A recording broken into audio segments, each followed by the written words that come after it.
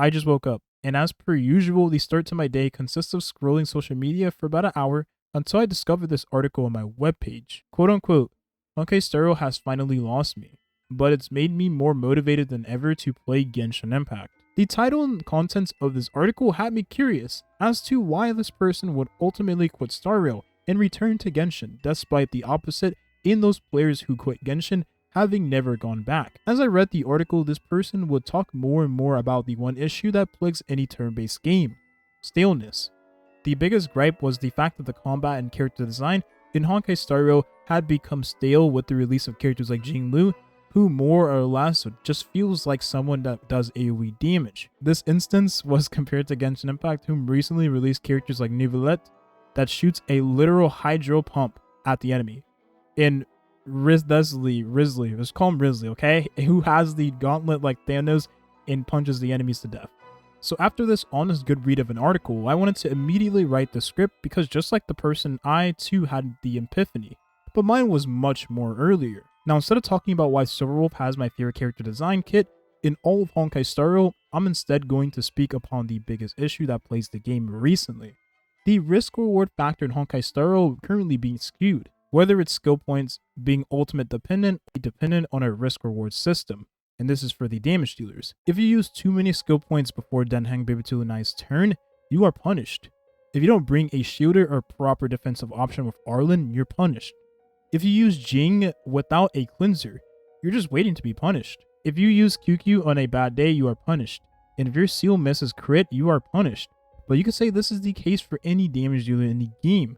So rather, if you leave the enemy with a slither of HP after seal's attacks, you don't get an additional turn, which is the epitome of risk-reward. However, to make the game less of a decision-making oriented style and more so focus on appeasing to a general audience, these drawbacks have become over time less and less an issue to begin with. Denheng Bibitu can be played in auto. You just need to have speed tuning. Seal can one-shot enemies. You just need to camp in the quantum set relic domain. Jing doesn't need a cleanser, because you can use a support who will block a CC effect thrown at him that is refreshable. And QQ doesn't eat too many skill points.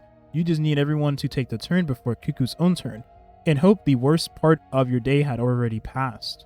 Problem begins to unfold as you realize some characters never had any drawbacks to begin with. Blade, much like Neuvillette in Genshin Impact, can be played as a solo character, but you have to understand, Genshin is a 3-year-old game, while Honkai Star Rail is only 6 months.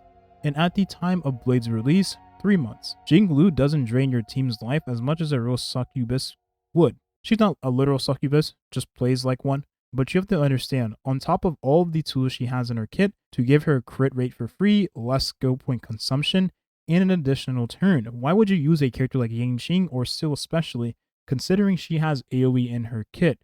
And as for Kafka, I see nothing wrong with Mommy Kafka. She's perfect. No, really, she uses a skill point every turn to detonate dots, and needs energy to detonate those dots on AoE. So she really is energy dependent, with that being a drawback of the character. Now that you understand the problem, what is the solution to all of this? Well, nothing really. I mean, the most obvious one would be to shift the game in a way that is further punishing on the obvious drawbacks of damage dealers and the team comps. Take a skill point away from Daniel at the start of a boss enemy's turn. Take energy away from Kafka, making battery characters all the more valuable like Ting Yun. Have the enemies cause corrosion, which does damage to the whole team after every ally's turn, making Jing lose HP drain more aggressive, maybe causing the player to bring an overhealer or 2 defensive options. And for Seal, just have enemies automatically revive after being killed, which stops her from getting an additional turn unless you bring a Dispeller to your team. Funnily enough, all of these enemies already exist in the game, but none of the mechanics are aggressive enough, which reiterates the point mentioned earlier: the risk-reward being skewed in Honkai Star Rail. So where do we go from here? I do believe the game is doing a good job with designing more PvE that is changing of the overall mechanics in the game, but for many people, a simulated universe is great until it's not great. If RNG isn't on your side and you don't have enough raw damage, your runs will fail, often leaving the player very dissatisfied.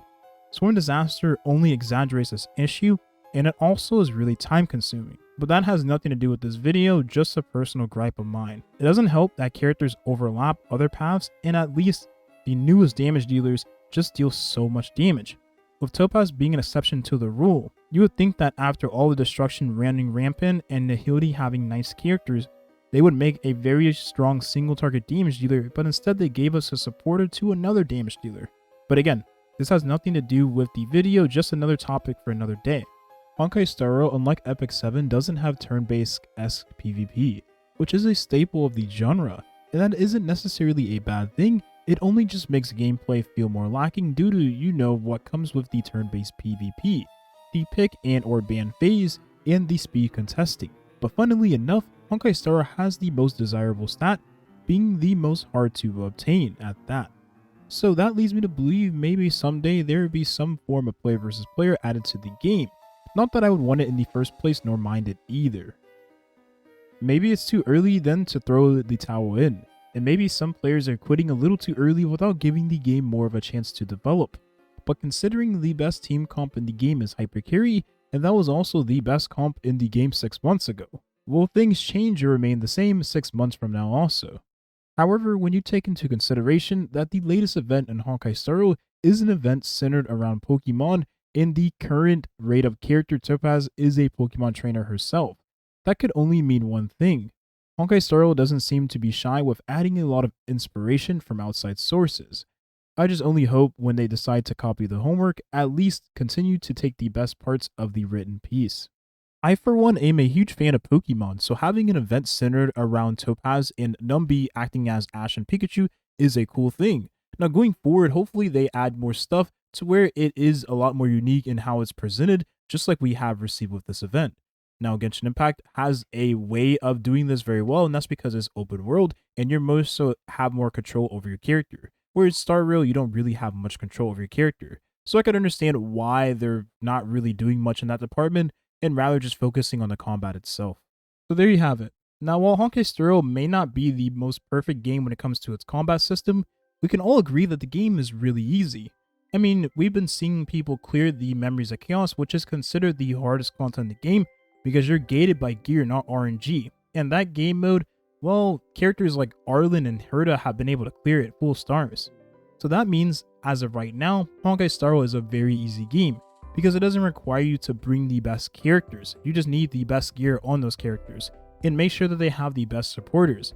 And if you have all those things in check, then you're able to clear the hardest content the game offers. And in my opinion, that's really nice to have, but at the same time, it only reiterates the point or the purpose of this video, in that the risk-reward factor of characters in Honkai Star Rail isn't really drastic enough to kind of make the game more interesting. And I can understand why that person made that article, because, well, just like that person, I too resonate with that because I played Genshin Impact before coming to Star Rail, and well, the combat system in Genshin is a lot more aggressive and more punishing, but then again, it also is the combat as a whole, and it's not turn-based, so there's that.